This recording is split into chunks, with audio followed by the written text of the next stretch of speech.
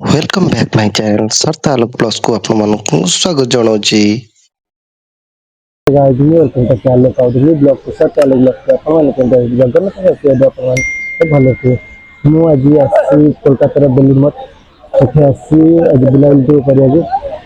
आउ जो मैंने मो चैनल की पर्सन आछने नुआ करके आसी चैनल सब्सक्राइब कर दिंतु आउ भला भला वीडियो अपन बताबू पहुंचेगी चैनल को सब्सक्राइब कर देखें लाइक शेयर सब्सक्राइब कर दे आउ आपण मानक जनाऊँ आपण मैंने मुझे जेहेतु बुली मठ आसी कौन केमती कौन स्वास्थ्य केमती कौन अच्छी बुलाबुली करने बसटाण तो बस मानने पड़िया बस आपन को बुले सब देखे बर्तमान मंदिर केमती कौन अच्छी गंगा सब आप बुले देखेगी तो भितर कौन कौन अच्छी सिस्टम कौन कौन अच्छी आप सब बुले देखी तथा भितर को फटो भिडियो आलाउ ना तथा मुझे चेष्टा चेष्टा करके भिडियो पहुँचाऊँ आप भिडियो कंटिन्यू था आपण मानक मु जन चाहूँगी कि कोलकातार बेलुड़ मठ बहुत भल जगहटा आपण मैंने आसले ये मुख्य तंकर मंदिर होची एटा मुख्य मंदिर बेलुड़ मठर ये फोटोग्राफी अलाउ ना तथा बहुत माने लोक मैंने करुँच किंतु आपण मैंने आसले ये बहुत शांति परिवेश यहाँ मेन मुख्य मंदिर तंकर स्वामी विवेकानंद आउ रामकृष्ण मिशन यहाँ इटा पूरा शांत परिवेश आपण मैंने पाइबे 365 दिनाक केवल आपण पर्यटन ही पाइबे पर्यटक मैंने आसती जमती कि फरेनर सब आसती ये आप बुलाबुली करेंगे पूरा शांति परिवेश संध्या टाइम रे आपण मैंने गंगा कूल आसिक बस पारे यहाँ भी पार्श्व गोटे मंदिर अच्छी रामकृष्ण मिशन स्वामी विवेकानंद आउ गुरु अच्छा जी तांकर मंदिर अच्छी आउ तांकर जोटा आमर कहती कि माने माने म्यूजियम भी अच्छी आपण मैंने संध्या टाइम रे आसले गंगा कूल साइड रे बसी पारे आ सकाल टाइम जब आसते ये आपण मैंने गाधे भी पारे तले आपण मैंने गाधे भी पारे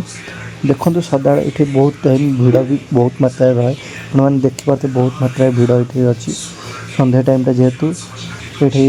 आप देखिपारे जमती कि लंच सब जाऊ बोट फेरी सब जाऊ से दृश्य मजा भी नहीं पारे आपण मैंने देखुं समस्ते बसिकी खटी कर मैंने सब जो दृश्य मजा नौ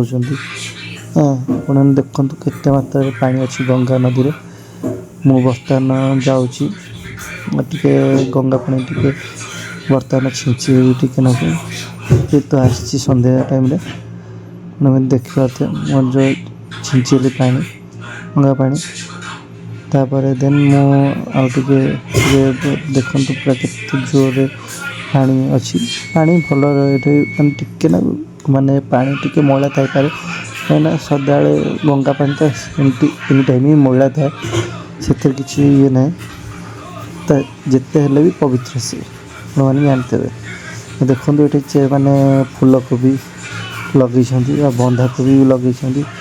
मैंने आश्रम पूरा जो मैंने अच्छा से मैंने पूरा यहाँ लगे कि से मैंने खिया पीया लगे कर सन्धार दृश्यटा एमती देखिपे लाइटिंग कराई आउ सी जोटा आपण मैंने देखिपार जोटा स्टेजटा होती बड़ मान प्रोग्राम है देखो पिला सब बस खटी कर बर्तमान जेहेतु हो गला आमर पाथा आलती टाइम आलती स्टार्ट हो गला लाइव चलती जो मैंने चाहिए भितर भी जाकि बसी पारे से साइलेंट मोबाइल साइलेंट आ पूरा साइलेंट ये पार्टी तुंड माने पार्टी एरिया करने को भी मना टोटाल ये बाहर आपण मैंने बसिक देखिपारे लाइव भी देखिपारे कुछ भी असुविधा नहीं आपने जो स्टेजटा देखते ये बड़ बड़ प्रोग्राम सब है स्वामी विवेकानंद जो सब प्रोग्राम सब है रामकृष्ण मिशन ये है देखो हाँ सन्धार दृश्यटा किसी एमती अच्छी देखिए एंजॉय करंतु आपण मैंने बही पढ़ी थे स्वामी विवेकानंद आउ रामकृष्ण परमहंस गुरु जी थिले ତାଙ୍କରି ବିଷୟରେ ସବୁ ଏଠି ଅଛି। ତାଙ୍କ ମାନେ ମେମୋରି ସବୁ ଅଛି। ଯେମିତିକି କହିବାକୁ ଗଲେ ମ୍ୟୁଜିୟମ୍ ଅଛି ତାଙ୍କର, ସେ କେମିତିଆ ଘରେ ରହୁଥିଲେ, କେମିତି ଖାଉଥିଲେ, କେମିତି ତାଙ୍କ ଜୀବନଶୈଳୀ ଥିଲା। ଆପଣମାନେ ଆସିଲେ ଏଠି ମୋଟିଭେସନ୍ ହେଇପାରିବେ, ଦେଖିପାରିବେ ସେ କେଉଁ କଲେଜରେ ପଢ଼ୁଥିଲେ, କେମିତିଆ ଖଟରେ ଶୋଉଥିଲେ, କେମିତି ସ୍ପୋନ୍ରେ ଖାଉଥିଲେ, ଟୋଟାଲ୍ ଆପଣ ଡିଟେଲ୍ସ ଏଠି ପୁରା ମାନେ ବହିରେ ଯେଉଁଟା ପଢ଼ିଥିଲେ ଏଠି ଆସିକି ଆପଣମାନେ ଦେଖିପାରିବେ। ତାଙ୍କର ସ୍ପେଶାଲ୍ ମ୍ୟୁଜିୟମ୍ ଅଛି ସ୍ୱାମୀ ବିବେକାନନ୍ଦ ଆଉ ତାଙ୍କ ଗୁରୁର ଟୋଟାଲ୍ ମ୍ୟୁଜିୟମ୍ ଅଛି। ମ୍ୟୁଜିୟମ୍ରେ ପୁରା ଅଳ୍ପ ପଇସା 5 ଟଙ୍କା ଭଳିଆ ଟିକେଟ୍ ନିଅନ୍ତି, 10 ଟଙ୍କା ଭଳିଆ ଟିକେଟ୍ ନେବେ। ଆପଣ ଆରାମସେ ଯାଇକି ବୁଲିକି ପୁରା ଦେଖିପାରିବେ, କିନ୍ତୁ ମୋବାଇଲ୍ ଭିତରକୁ ଆଲାଉ ନାହିଁ। ଆପଣମାନଙ୍କୁ କହୁଛି ଭିତରେ ମାନେ ମ୍ୟୁଜିୟମ୍ରେ ଆଲାଉ ନାହିଁ। ଏଠି ଆପଣ ବୁଲିକି ଆପଣ ଦେଖିପାରିବେ ତାଙ୍କର ସବୁଆଡ଼େ